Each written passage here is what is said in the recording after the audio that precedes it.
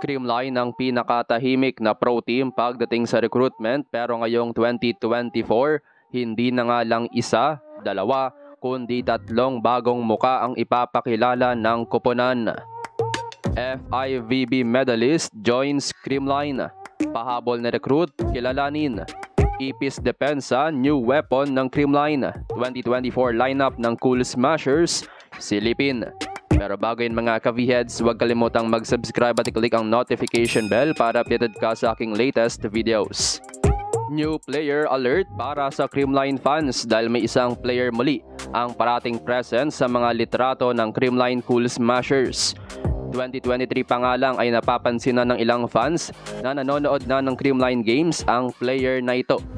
Well, hindi naman na siya bago para sa mga matagal ng fans ng Philippine volleyball, pero hindi pa nga matunog ang pangalan nito sa indoor volleyball scene. Anyway, matagal na ngang may history ang Creamline sa tahimik na pagre-recruit. Parating may napapansin ng mga fans na bagong muka na nakikita lang sa training photos ng Creamline. Inaakala nga parate na nakikitraining lang sa koponan, pero pagtagal ay pinapakilala rin bilang bagong player ng Cool Smashers. Dati nga itinatago rin ng Creamline si Bea Bonafe, isa sa bagong setters ng koponan last conference.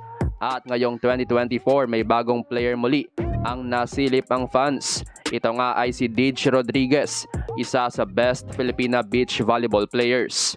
Hindi kilala pero caliber player especially sa beach volleyball. Parating ang kasama nito noon sina Cici Rondina at Bernadette Pons sa international beach volleyball tournaments. Nakikipagsabayan nga rin ito sa buhangin laban sa Sipons, kaya no doubt na may ibubuga.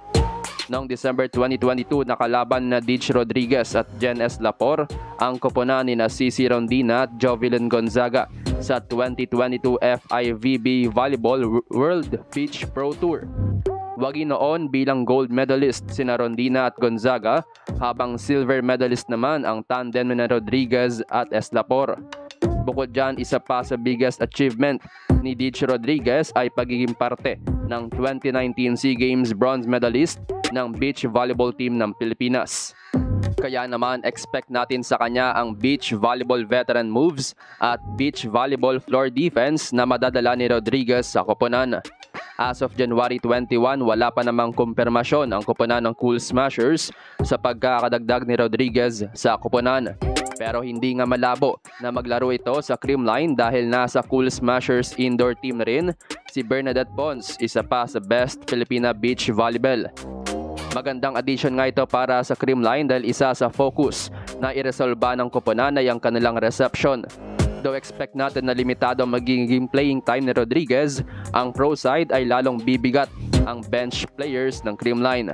Napakarami na nga ring players ng Cool Smashers dahil as we all know, nasa Creamline na rin ang bagong recruits na sina Bea De Leon at Denden Lazaro Revilla mula sa Chocomucho Flying Titans.